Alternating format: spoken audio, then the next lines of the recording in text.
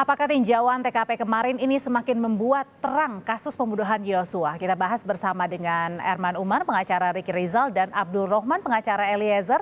Selamat petang, Bapak-Bapak. Selamat petang, Mbak. Saya ke Pak Erman dulu. Pak Erman, kalau Anda kemarin datang ke lokasi juga, apakah Anda tetap masih yakin kalau klien Anda, Ricky Rizal, tidak lihat saat Verdi Sambo tembak ke Yosua?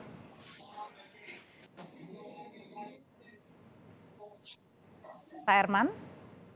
Ya, Ya, dapat mendengar suara saya, Pak? dapat, Mbak. Ya, jadi Pak Erman, kalau Anda kemarin datang ke lokasi, termasuk juga ada majelis hakim, apakah Anda tetap berkeyakinan kalau klien Anda, Ricky Rizal, tidak lihat saat Verdi Sambo menembak Yosua?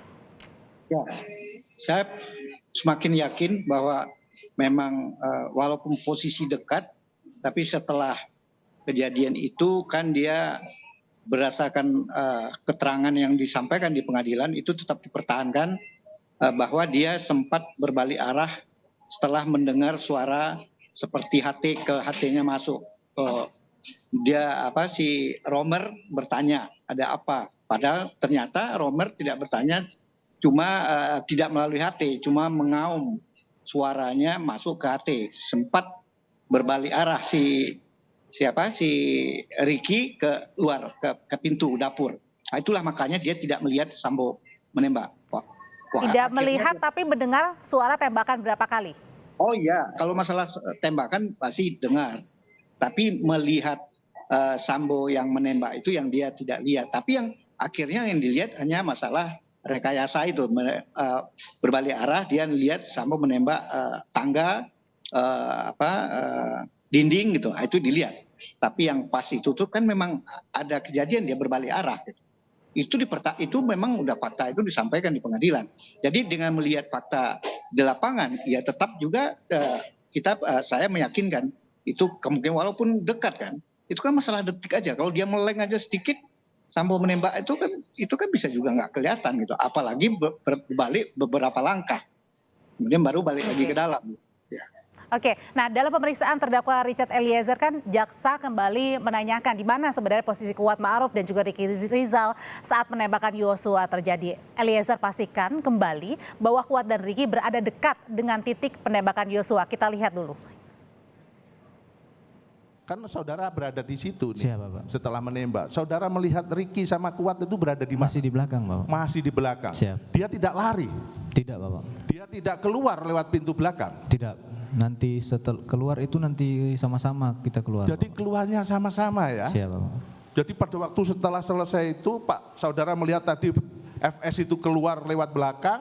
Siap. Itu Kuat sama Ricky masih ada di situ. Masih di situ, Bapak. Masih ada di situ. Masih. Tidak bergerak. Tidak, Bapak.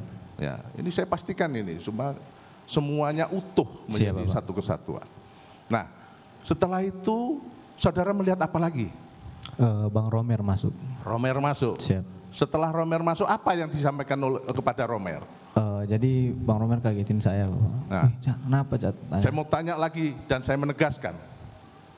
Pada waktu itu saudara melihat, karena saudara kan di depan pintu kamar yang dipakai isolasi. Siap, Bapak. Siap. Itu masih terbuka atau sudah tertutup? Terbuka, Bapak. Terbuka. Terbuka setengah, Bapak. Karena terang ya cuacanya pada Terang. waktu itu, atau sinar lampu itu masih kelihatan ya? Masih kelihatan, Bapak. Betul itu terbuka? Terbuka, Bapak. Oke. Nah, setelah itu Romel mendekati pintu. Siap, betul, Bapak. Nah, dia melihat nggak? Saudara melihat nggak Romel ke arah pintu kamar itu? Itu bukan Bang Romer bukan ke arah pintu kamar, ke arah saya, Bapak. Ya. Tapi kami berdua memang dekat dengan pintu kamar. Dengan Pak Roman, apa yang sebenarnya ingin disampaikan Eliezer di sini? Ya, baik. Sebenarnya apa yang disampaikan Eliezer itu ingin membuktikan bahwasannya pada saat di kejadian penembakan itu, posisi semua para terdakwa itu ada di TKP, itu yang pertama.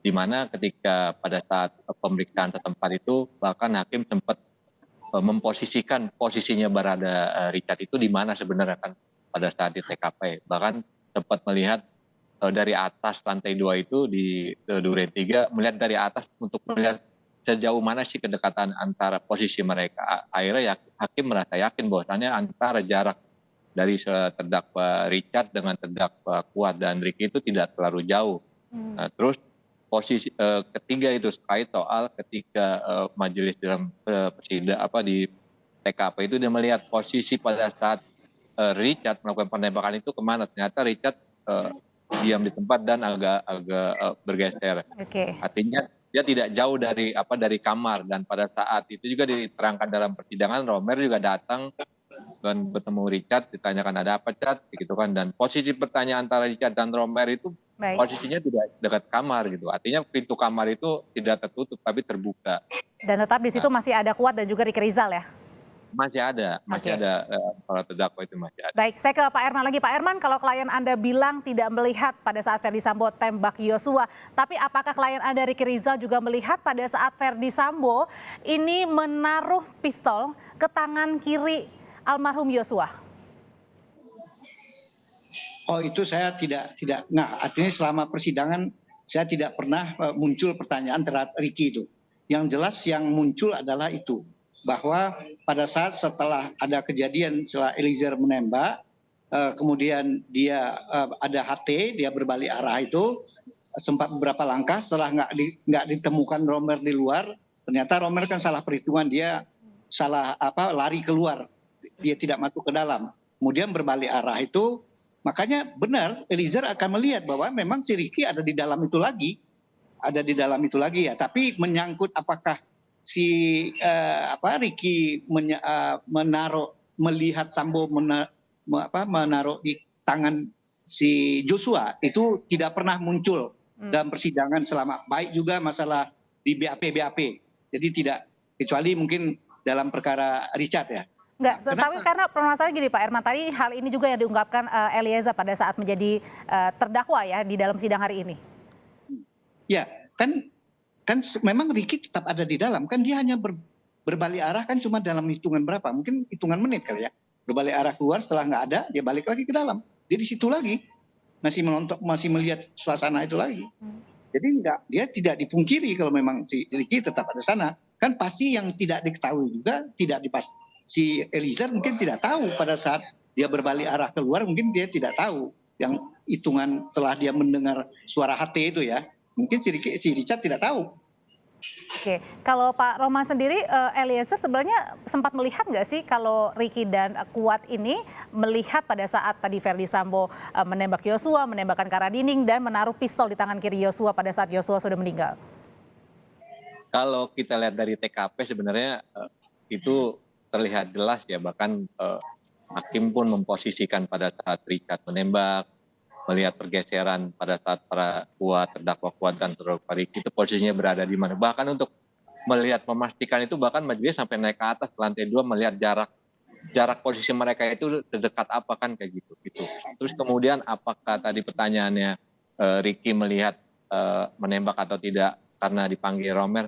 Di dalam fakta persidangan Romer tidak pernah memanggil lewat HT gitu. Itu yang bunyi di fakta persidangan. Yang ada Romer mendengar tembakan, Romer masuk ke dalam, dan pada saat itu ditanya sama Romer, Ricky ada apa bang? Tidak dijawab. Bahkan bertemu Kuat, barulah terakhir ketemu dengan Richard. Nah, ini perlu silakan Pak Herman.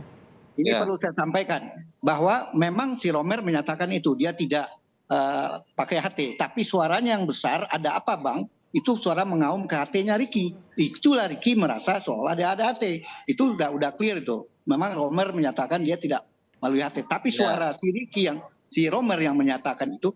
Yang kedua, memang keluar kedua yang sudah bertemu Romer dan si Ricky, memang ini dalam keadaan bengong si sempat ditanyakan. Ada apa? Itu udah di luar, udah beberapa jeda lagi gitu, udah mau. Jadi itu ditanya si bengong nggak menjawab, kayak orang mematung gitu. Itu yang berdasarkan pertanyaan-pertanyaan ke psikologi forensik, orang yang traumatis bisa aja jadi bengong gitu. Tapi kalau dari kemarin pada saat jaksa dan juga majelis hakim datang ke sana, Pak Rohman, ada nggak sih keterangan dari Kuat maupun Ricky Rizal yang terbantahkan akhirnya di TKP?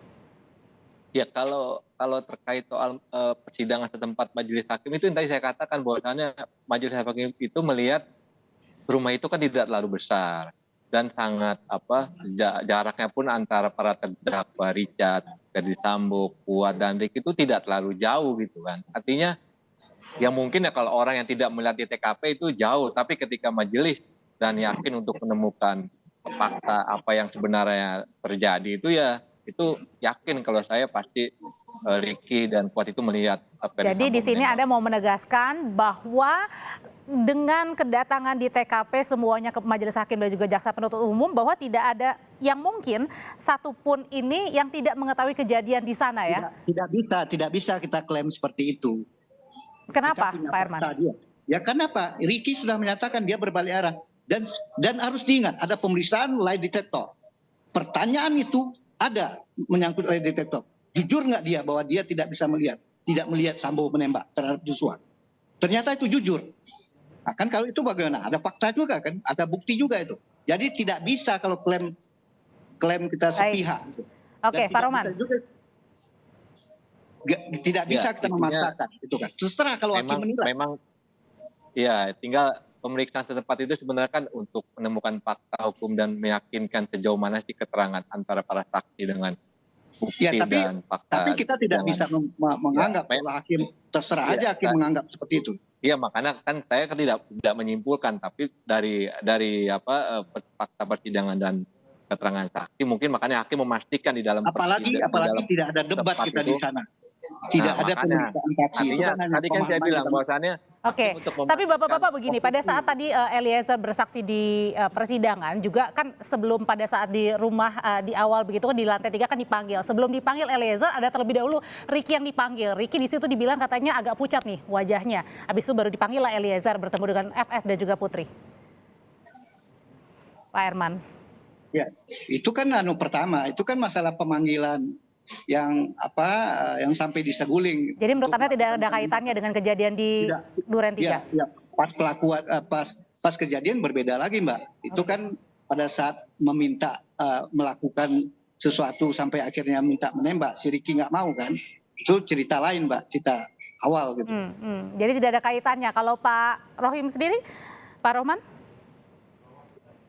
Ya sebenarnya kan itu ada kaitannya kalau menurut saya ya, karena kan dari situlah perintah penembakan yang saya katakan tidak ada kaitan melihat Pak, tidak melihat. Ya nggak maksud saya kan tadi kan pertanyaannya apa hubungan, makanya jelaskan bahwasannya perintah itu kan pertama dirontarkan dari Sambo ke Ricky tidak siap, makanya Ricky lah memanggil saudara Richard kan. Nah dari situlah mulai adanya pergolakan persiapan penembakan sampai ke pemberangkatan dari Saguling ke Duren 3. Bahkan ketika majelis di persidangan pun di persidangan setempat pun majelis meyakinkan bahkan jalan dari Saguling ke Duren 3 untuk meyakinkan sejauh mana sih jarak antara rumah Saguling dan Duren 3. Ternyata kan ya itu mungkin nanti biar hakim yang menyimpulkan berdasarkan fakta-fakta persidangan. Artinya itu ada, kalau menurut saya itu ada keterkaitan antara peristiwa antara Saguling dan Duren 3. Bahkan kalau dari keterangan saksi dan lain itu menjadi pendukung bahwasannya ya ini tidak terlepas bahwa peristiwa ini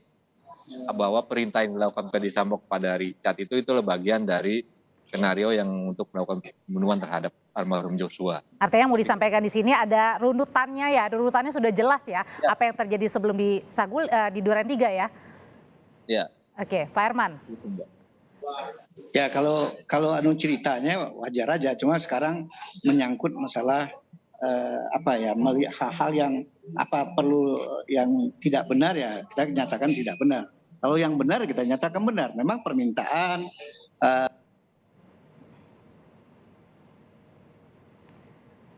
Baik, agak terputus-putus. Terakhir mungkin Pak Rohman, ini kan sebentar lagi pada saat sudah diperiksa terdakwa, nanti minggu depan adalah tuntutan ya. Sudah siap ya apapun nanti yang dituntut untuk Eliezer?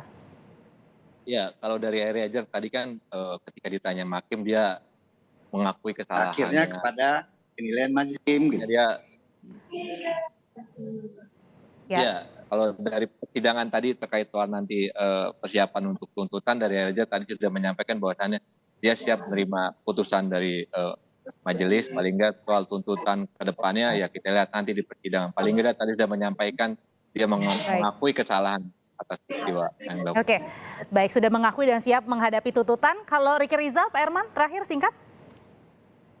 Kalau Ricky Rizal kan kita hanya persiapan aja, mempersiapkan diri dia akan diperiksa seperti pemeriksaan hari ini kan Eliezer, Richard. Kalau saudara Ricky itu diperiksa nanti sebagai terdakwanya hari Senin. Baik. Tadi barusan saya sudah ada diskusi lah dengan saudara Ricky supaya mempersiapkan diri secara baik untuk secara mental menghadapi sidang hari Senin, Mbak. Terima kasih Erman Umar, pengacara Ricky Rizal, dan Abdul Rohman, pengacara Eliezer, sudah berbagi informasi di Kompas Petang. Kita ketemu lagi.